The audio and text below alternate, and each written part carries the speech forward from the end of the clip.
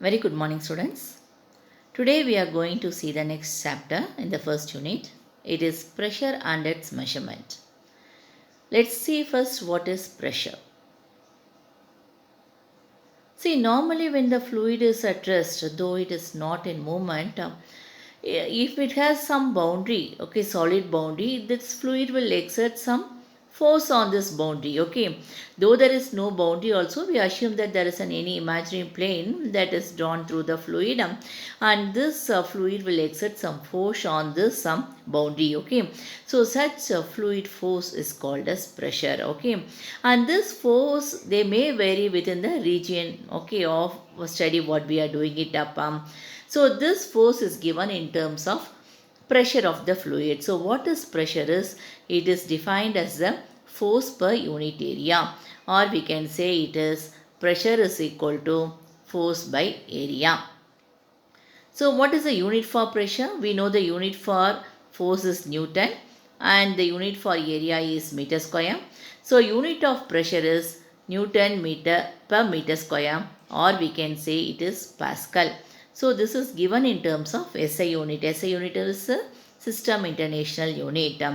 So sometimes the pressure will also be given in terms of MPa or KPa or bar. So what is MPa? 1 MPa is equal to 1 megapascal. MPa stands for, M is for mega and Pa is for Pascal. So here what is the value of this megapascal is 1 megapascal is equal to 10 to the power of 6 Newton per meter square, and 1 kilopascal is equal to 1000 Newton per meter square. And similarly 1 bar is equal to 100 kilopascal, which is equal to 10 to the power 5 Newton per meter square. So these values we have to remember in for the problems, okay. So it will be helpful to work out the problems.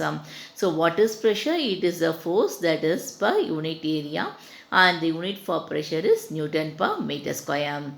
Now we'll see the pressure versus the water depth or height.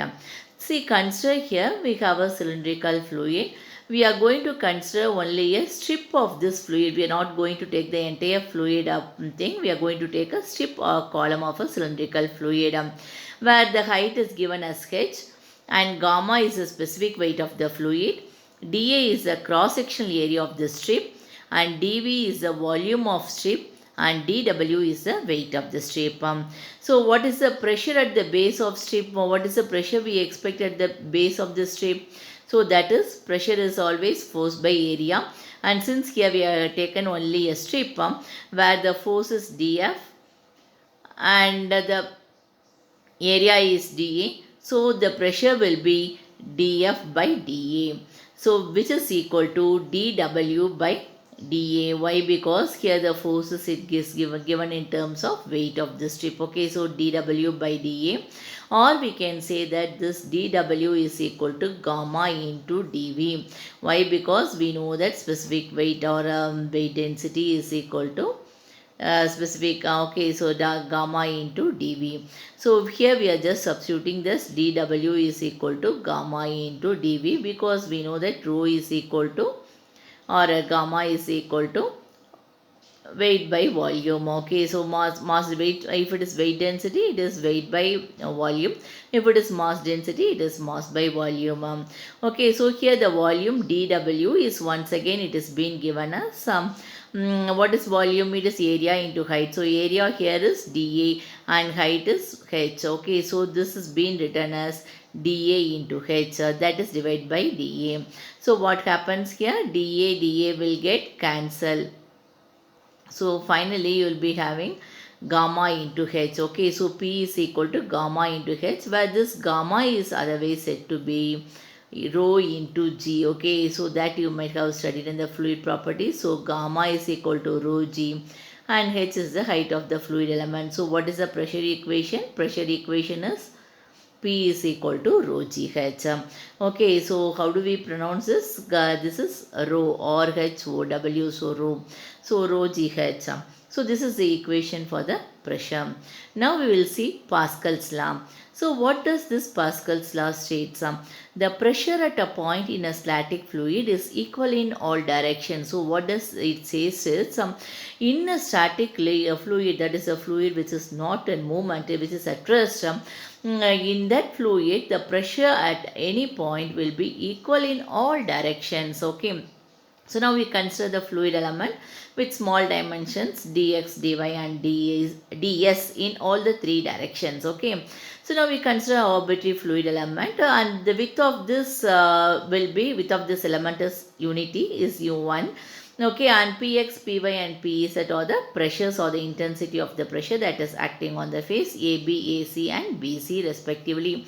So this is a diagram that depicts you this. So what is that is? So this is your AB and this is your AC. Okay, and here you will be having your length. AC length is dx, AB is dy and BC is ds. Okay, so here we are going to have a pressure that is px, py and pz. Okay, so in all the three directions we are assuming the pressures. Okay, so what are the forces that is acting on this element? One we have seen, that is a pressure force that is acting on all the three sides, that is normal to the surfaces, and apart from that we have the weight of the element W here. Okay, so that so these are the total forces that is acting here. So what is the force on the face AB? So this is your face AB. So in the case of AB, what is the force that is acting? One is the pressure force, that is px into dy, and the width of this face is considered to be unity now. So it is px into dy into 1, or we can say px into dy. Okay, because the area is dy, length is dy and width is 1. Similarly for the face of FAC, okay, so for this face, that is you will be getting that force on the AC faces. This is your AC face. So in case of AC face, it is py into dx into 1, that is py into dx. Similarly in the case of this face, that is your BC face, it is pz into ds into 1, that is pz into ds. Okay, so here what is the weight of the fluid element? Weight is normally volume into density into acceleration due to gravity. So volume is once again area into width of the fluid element, and density we know it is rho, and acceleration due to gravity also we know that it is g. Okay, so here area, here what we are taking it as area is AB into AC by 2. Why? Because it is a triangle, so half of AB into AC. Okay, width is we have assumed as 1, and rho is density and g is acceleration due to gravity. So what is AB by into AC? From the figure you can say what is AB into AC. So AB into AC is dx and AB is dy. So this equation will become dx into dy divided by 2 into rho into g. Okay, so dx into dy divided by 2 into rho into g. Okay, so this is the weight of the fluid element. So what is the considering the forces in x direction? So in x direction, what are the forces we act? So we have this force, that is px, and apart from that you have the force here which is in the z direction, so that with an angle of theta. So this makes an angle of theta here. So with this, what happens here, the equation becomes some px dy into 1 minus pz ds1. So dz1 is, what is that? It is in z direction into sine 90 minus theta is equal to 0, where this sine 90 minus theta is said to be cos theta. So this equation is reduced to px dy into 1 minus pz ds into 1 into cos theta equal to 0. So from this we can know what is that is ds cos theta. Na? So ds into cos theta. What is cos theta?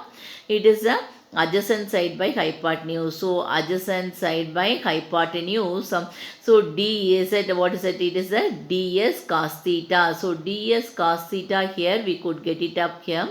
So where dy is, what is dy? Dy is, this dy is ds into cos theta, because it is adjacent side by hypotenuse. Okay, so here this is your theta.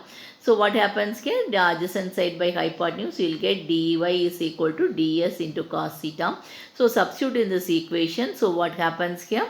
px dy into 1 minus pz dy into 1 is equal to 0, because this dy is ds cos theta. So here I am substituting this ds cos theta as dy. So the equation becomes px dy into 1 minus pz dy into 1 is equal to 0.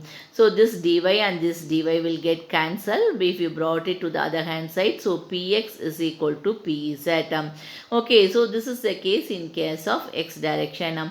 Similarly, in case of y direction, what happens is the same thing, the pressure due to y, py into dx into 1. Why? Because it is 1, it is a width we are considering here is 1. Okay, so the area will be 1 into dx.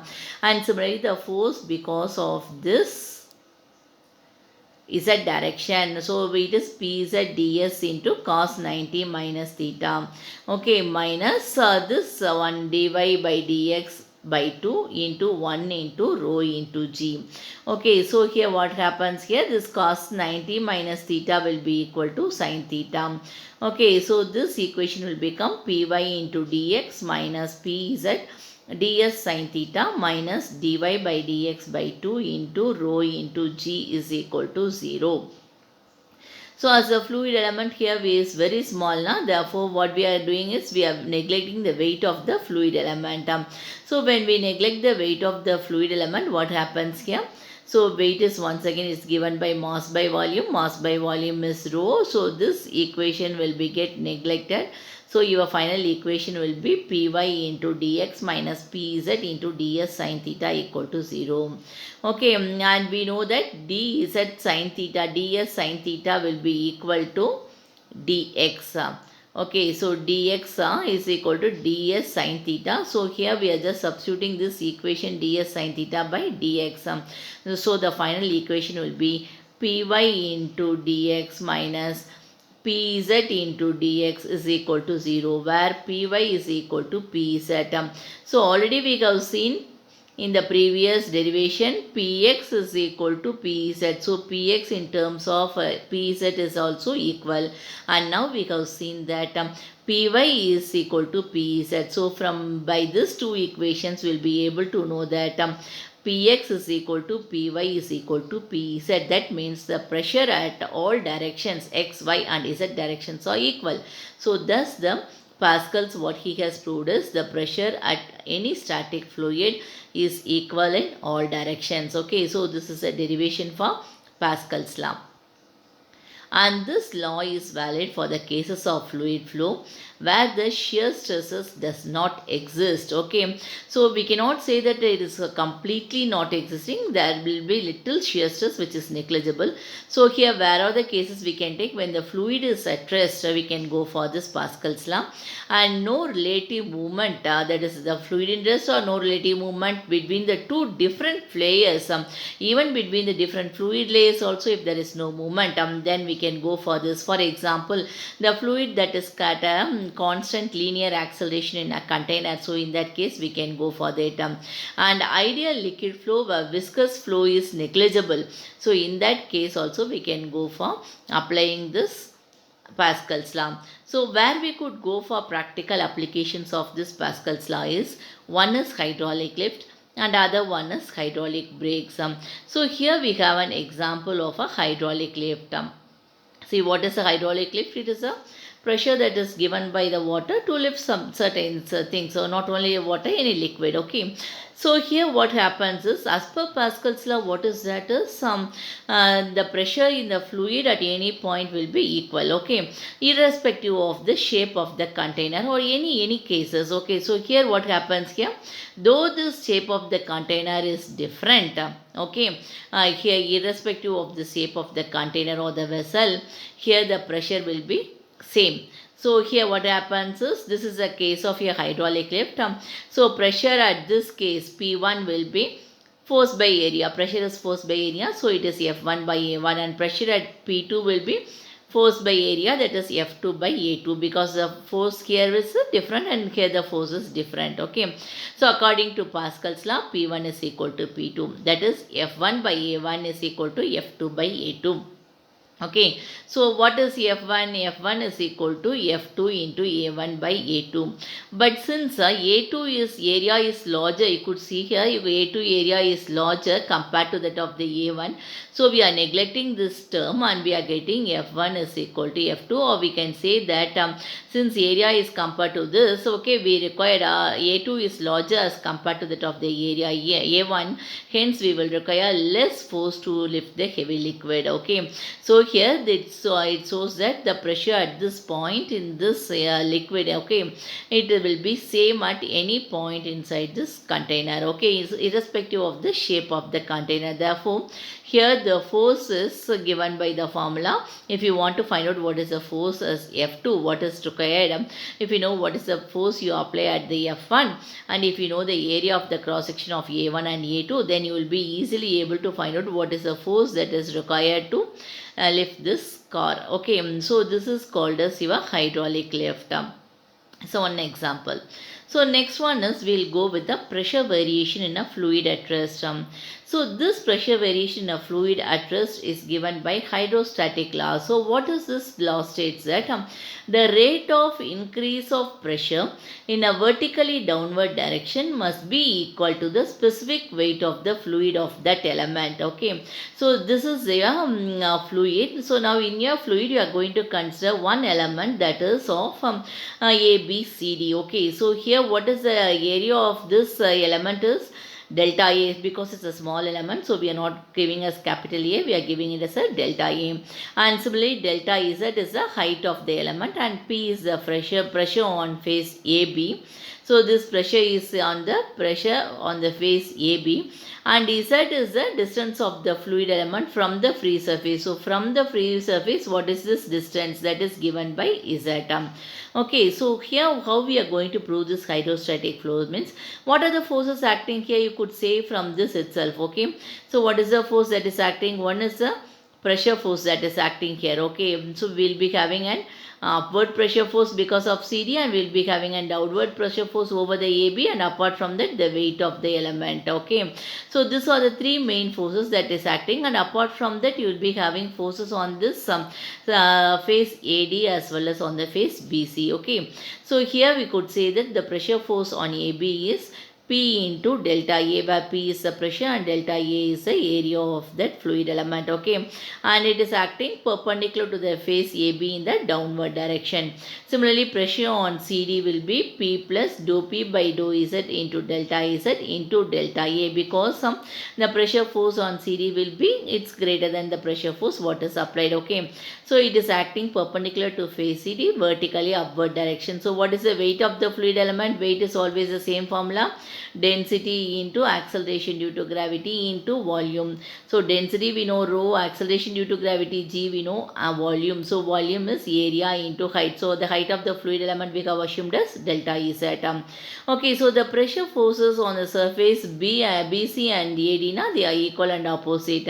So for equilibrium of fluid we have, so what is that we could have it is P delta A. So P delta A is what is it? So this is a fluid element. P delta A is the pressure that is acting here. Okay, and opposite pressure will be given in terms of P plus dou P by dou Z of dZ into delta A. Since it is opposite, we are giving a symbol of negative. Okay, plus weight of the element. So weight of the element is, just now we have seen, rho into G into area into volume. Okay, so now what we are going to do is we are going to solve this. So when we cross multiply this with this, okay, because this, okay, it is P delta A minus P delta A minus dou P by dou Z of delta Z into delta A plus rho G into delta A into Z is equal to 0. So this P and this will be get cancelled since both are same term with the different opposite signs. Okay, so your final equations will be minus dou P by dou Z of delta Z delta A plus rho into G into delta A into delta Z equal to 0. Okay, so you just bring it this to this side. Okay, so both are in opposite sides, you bring it up to this side and remove the negative marks. So your equation will be dou P by dou Z into delta Z into delta A is equal to rho G into delta A into delta Z, or dou P by dou Z we can say, since dou Z and dou A it is both on the same side, we can cancel it up. So dou P by dou Z is equal to rho into G. Okay. So dou P into by dou Z equal to rho into G, and we know that rho into G is equal to W. What is that W? It is your specific weight. So specific weight is equal to, we know that mass density into acceleration due to gravity. So mass density into acceleration due to gravity. So where W is a specific weight, or we could say that is also weight density of the fluid. So this we have found it for a single fluid element. If it is for the entire fluid, then we have to integrate this equation. So integrate this dP with respect to rho G dz. Okay, so here what happens is P is equal to rho G Z. Okay, since the height of the fluid element we have assumed here is Z, so this height is given as rho G Z. Suppose if the height of the fluid element is H, then the formula will be P is equal to rho G H. Okay, so this is your pressure formula. So where P is the pressure above the atmospheric pressure and Z is the height of the point above the free surfaces. So from this we will be able to find out what is the value of Z. Okay, Z is the, what is it, P by rho into G. Here Z is called pressure head. So suppose in certain areas we will be giving this, instead of Z we will be giving the term as H. Okay, so P is equal to rho G H. So this is your hydrostatic law. Now let's see what is absolute pressure, gauge pressure, atmospheric pressure and vacuum pressure. So before we are seeing this figure, first we will see the definition. So what is absolute pressure? So absolute pressure is a pressure which will be measured by taking absolute zero pressure or complete vacuum as data line. Now you could see here. So where is absolute zero pressure? So here we are taking this complete vacuum now as data line, and from that we will be able to find out what is the pressure. Okay, so that pressure is said to be the absolute pressure. Clear? Now what is that is, it will be always positive, and absolute pressure exists in complete vacuum where there will be no fluid molecules at all. So what is vacuum? At that point there will be no fluid molecules. So what is next pressure is gauge pressure. So gauge pressure is a pressure which will be measured above or below the atmospheric pressure. So you could see here once again in this diagram. So gauge pressure, this is your gauge pressure. So in case of gauge pressure, it is measured above this atmospheric pressure. So okay, we can see here the local atmospheric pressure is here. So above this atmospheric pressure, what you are measuring, that is said to be gauge pressure. Suppose if the gauge pressure is positive, then it is said to be gauge pressure. If it is negative, it is said to be vacuum pressure. So I repeat, what is absolute pressure? Absolute pressure is with reference to that of the datum line as vacuum or absolute zero. If we measure the pressure and if it will be always as positive, such pressure is said to be absolute pressure. So what is gauge pressure? With respect to the atmospheric pressure, if you measure the pressure, if the pressure is positive, then it is said to be gauge pressure. If the pressure is negative, then it is said to be vacuum pressure. So from this you will be able to know how to find out the total pressures. Okay. So this gauge pressure will be help for measuring the, so it could be measured with the help of a pressure measuring instrument. Okay. So atmospheric pressure will be normally marked as 0 on the scale of pressure measuring instrument. So we will be able to easily measure the gauge pressure. And later we will see what are the pressure measuring devices also we have it here. Okay. So this pressure measuring instrument, normally it will measure the pressure difference between the liquid and to that which they are attached and the surrounding air. Okay. So if the pressure is measured above the atmospheric pressure, then it will be termed as positive gauge pressure, and if it is measured below the atmospheric pressure, as I said, it will be termed as negative gauge pressure. So what is vacuum pressure means? It is defined as a pressure which will be measured below the atmospheric pressure. Just now we have seen. So vacuum pressure is a pressure which will be measured below. This is the atmospheric pressure. So if you measure the pressure below the atmospheric pressure and if it is negative, then such pressures are said to be vacuum pressures. Okay. So here then what is atmospheric pressure? What is definition of atmospheric pressure? It is a pressure exerted against a surface by weight of the air column over that surface. Okay. It is a pressure that is given by the surface, okay, against the surface by the air. That is called as atmospheric pressure. Okay, so what is the relationship between absolute pressure, vacuum pressure and gauge pressure? So absolute pressure is equal to atmospheric pressure plus gauge pressure, and vacuum pressure is equal to atmospheric pressure minus absolute pressure. Just when you go through this, you will be able to find out what is this absolute pressure and gauge pressure. Okay. So if you want to find out the absolute pressure, so this is your absolute pressure. So if you want to find out the absolute pressure, if you know the atmospheric pressure plus gauge pressure, you will be able to find out what is the absolute pressure. Suppose if you want to find out the vacuum pressure, okay, in that case, if you know what is the absolute pressure, okay, absolute pressure, and if you know the what is that atmospheric pressure, you will be able to, or if you know the absolute atmospheric pressure, you will be able to find out by using this formula: atmospheric pressure minus absolute pressure, that is your vacuum pressure. So you could easily see here once again. So atmospheric pressure is this one, okay, and absolute pressure is this one. So when you subtract these two, you will be able to find out what is the value of this pressure. Okay, so here we could be able to see this vacuum pressure is atmospheric pressure minus absolute pressure, while absolute pressure is atmospheric pressure plus gauge pressure. Okay, so this is a relation it is used for finding out this atmospheric pressure from absolute or gauge or vacuum. So measurement of atmospheric pressure. So how do we measure the atmospheric pressure? As I already said, what is atmospheric pressure? It is a pressure that is offered against the liquid by the air. Okay. So here we will be having a barometer that is used as a measure the device the atmospheric pressure at any point on the earth. There are two types of barometers. It is shown here as it is shown.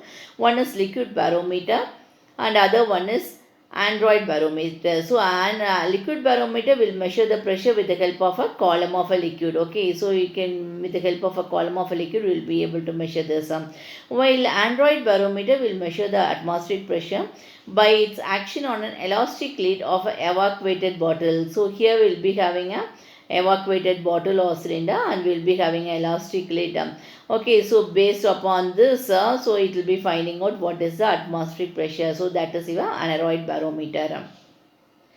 So what is pressure gauge? Pressure gauge is an instrument that is used for measuring the pressure of the fluid, okay, when it is at rest, okay, and its unit is normally given as Newton per centimeter square, or it will be given as Newton per meter square, or in pounds, okay, that is given there.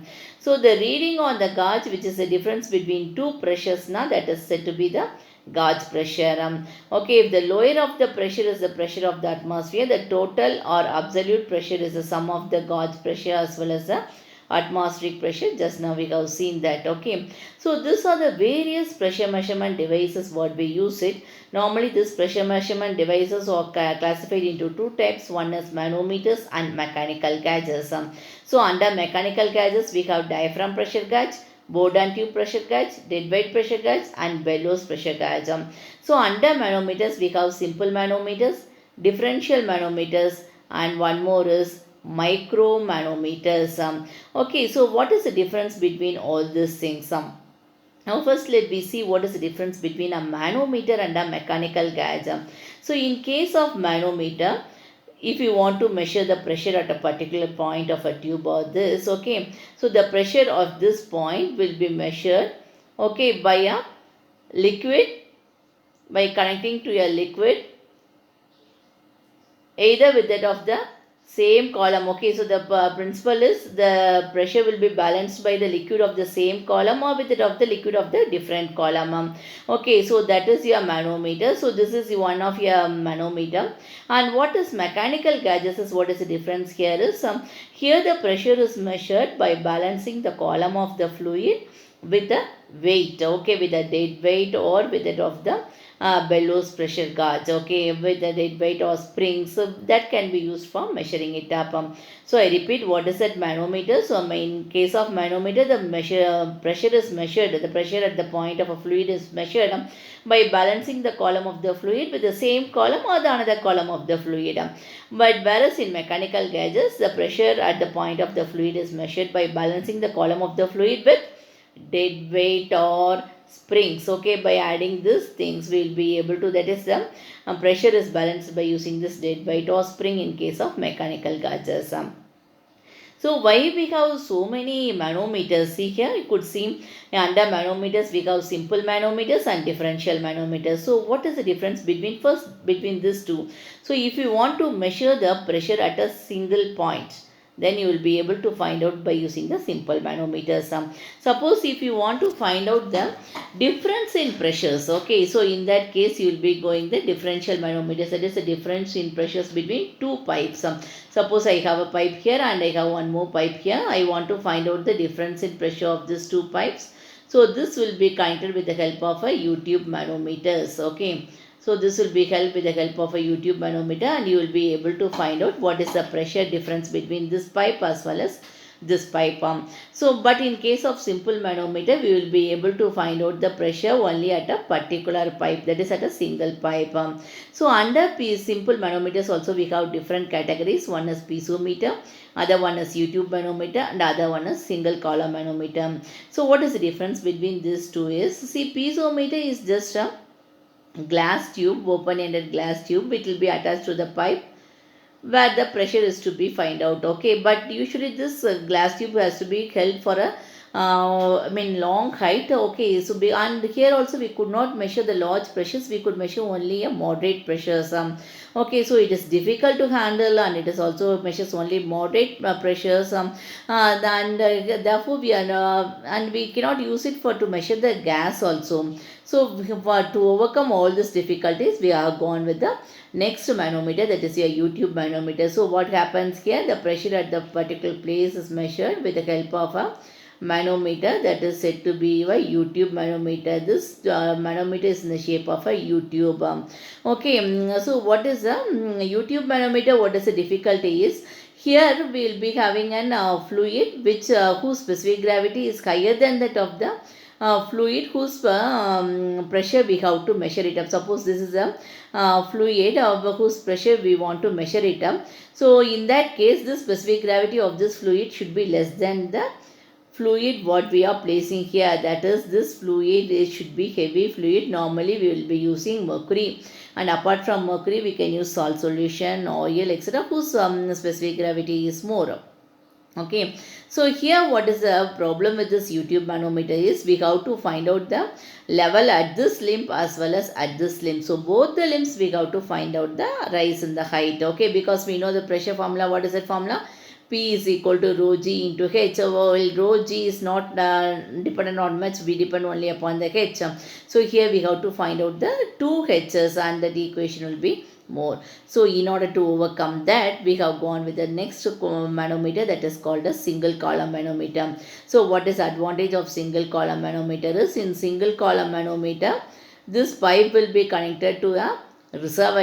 Okay, why? Because this reservoir area is 100 times more than that of your U-tube manometers. Okay, so when it is 100 times, okay, it is higher than that of the, when the area is 100 times more than that of the tube, what happens here? The fall in this liquid level, because of the high pressure here, the fall in the liquid level will be very minimum, and it is negligible compared to that of this area. Okay, so for the pressure will be given only by the height of the liquid in the right limb. Okay, that's why we have only one height here to measure, and so that is we are using with single column manometer. As I already said, piezometer is used to for measure only moderate pressure. So if you want to measure for large pressures, we'll go with U-tube manometer. But in case of U-tube manometer also, we have to measure two different heights, that is in both left limb and right limb. So in order to avoid that, we have gone with single column manometer, where the pressure will be given only with the help of a right limb. Okay, with only one limb, because this manometer will be connected to a reservoir. Okay, so differential manometer, as I already said, if you want to find out the difference of two pipes, a difference in pressure of two pipes, we will be going with the differential manometers. Okay, so there are two differential types of differential manometer. One is U-tube differential manometer, and other one is inverted U-tube differential manometer. So if you want to measure less pressures, okay, or negative pressures, in that case we will be able to go with that of your inverted U-tube manometers. Okay, so that is possible only with the help of your inverted U-tube manometers. And apart from that, in manometers we have one more definition, one more thing, one more type of manometer, that is said to be your micro manometer. So that we will see now. So what is micro manometer is, it is also a device to measure the pressure, but what is that is very minimum pressure can be measured by using this manometers. Okay, so first we will see this, then we'll go for this micro manometers.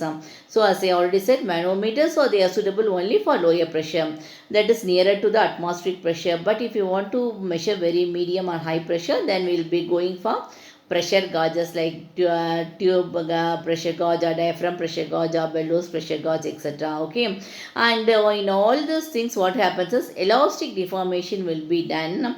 Okay, so that will be showing the effect of the pressure.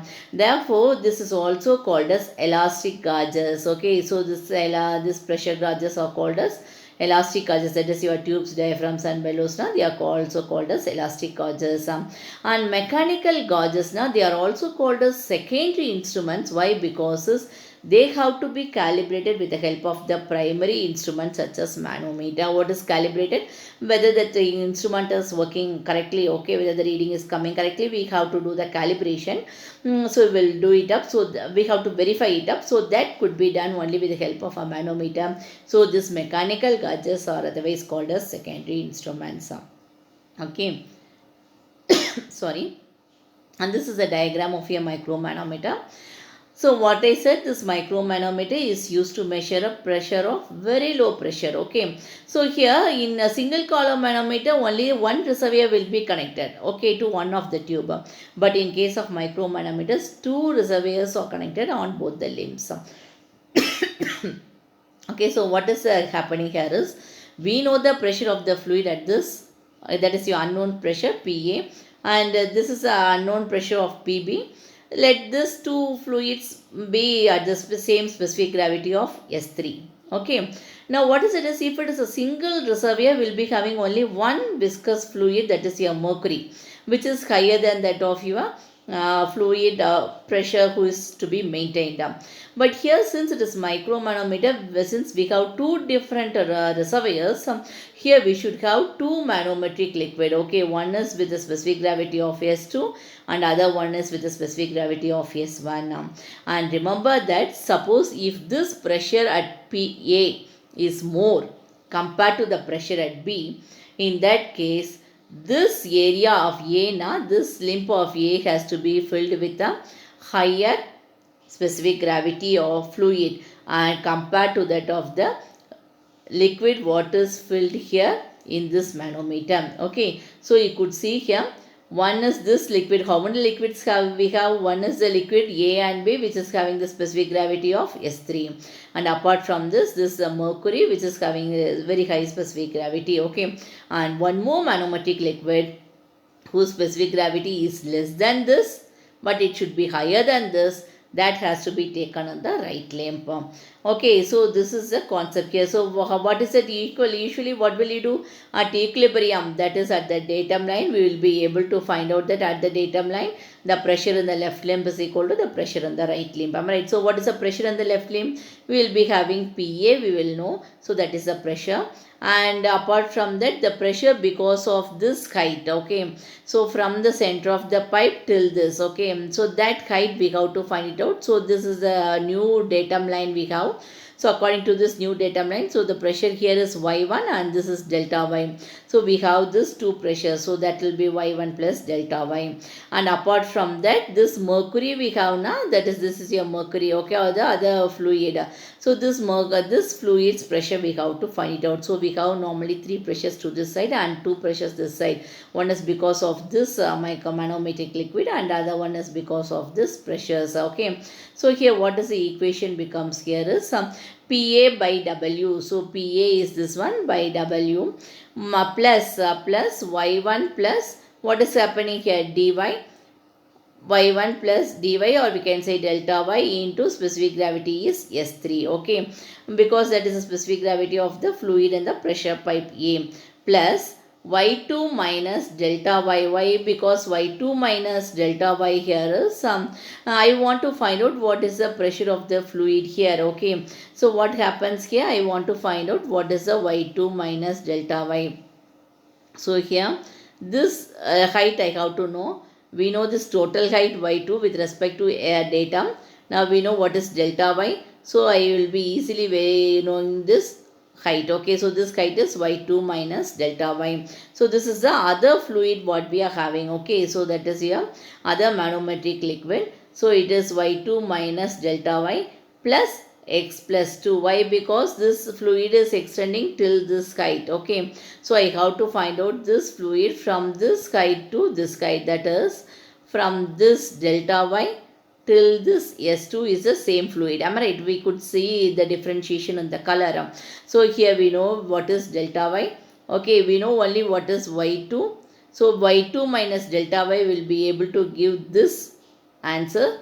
Okay, plus but we have to get it till this. So this height is x2. So we are adding it up. So what is the equation here? y2 minus delta y plus x by 2 into specific gravity of the fluid. Okay, if it is S2, because the specific gravity of the fluid, that is S2 minus x into S1. Okay, minus y minus x into S1, because we are moving on to the right hand side. So in the right hand side, if you are coming, what is that what is the fluid here?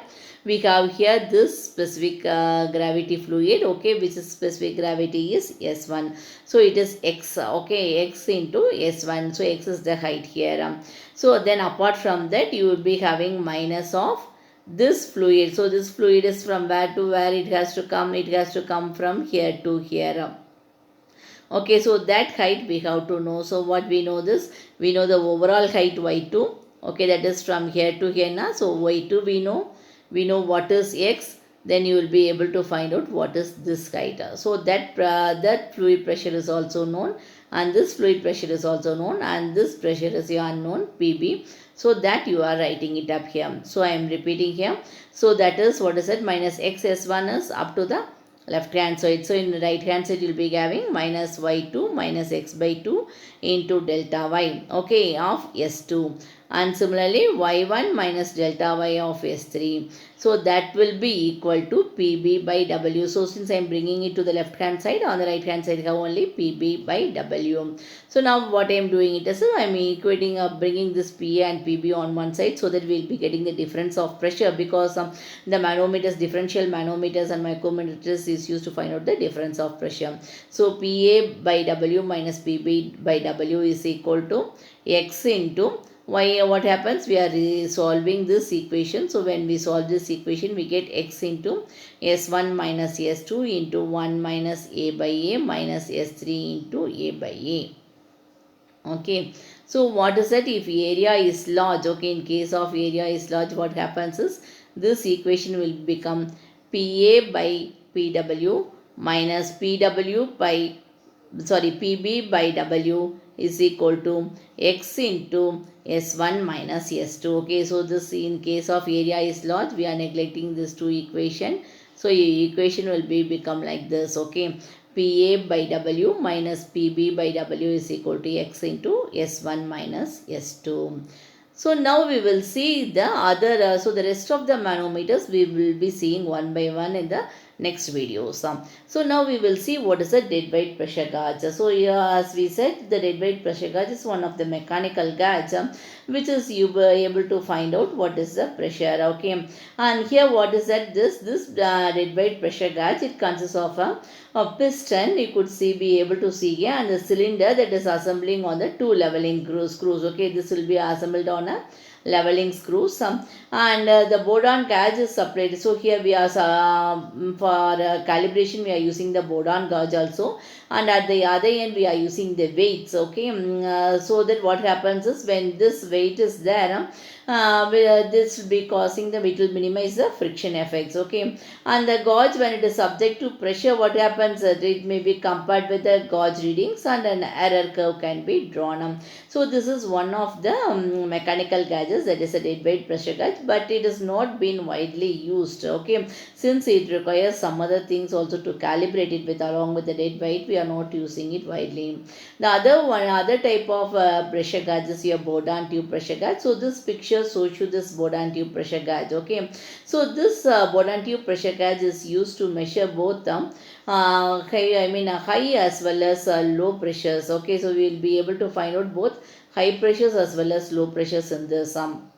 So pressure element consists of this. So here what happens here, this will be consisting of a metal tube. You could be able to see this tube will be connected to the elliptical section, and other one is it will be so it will be other one is this tube will be a form a segment of circle. Okay, so when one end of the tube is connected to the pressure, then we will be able to find out this pressure just by the expansion or by the contraction. So suppose if it is contraction, then it will be a negative pressure, that is your vacuum pressure. If it is expands, okay, then it is said to be your positive pressure, that is your gauge pressure.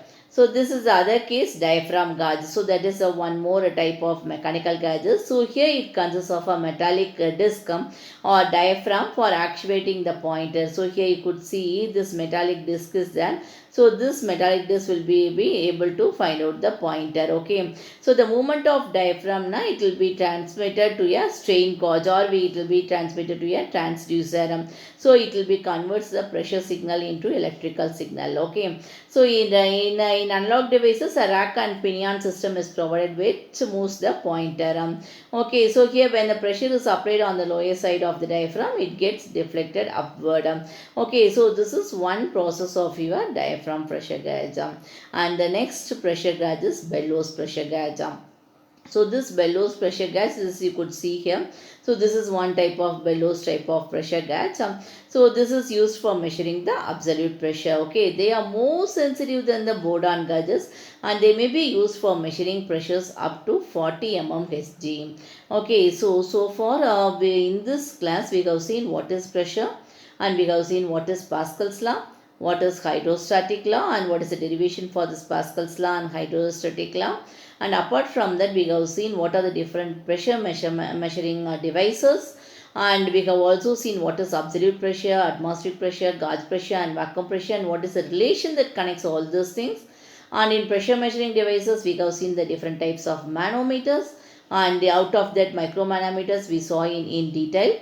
And apart from that, we were seeing that we saw the different types of mechanical gauges, okay, like diaphragm pressure gauge, Bourdon pressure gauge, dead weight pressure gauge, as well as bellows pressure gauge.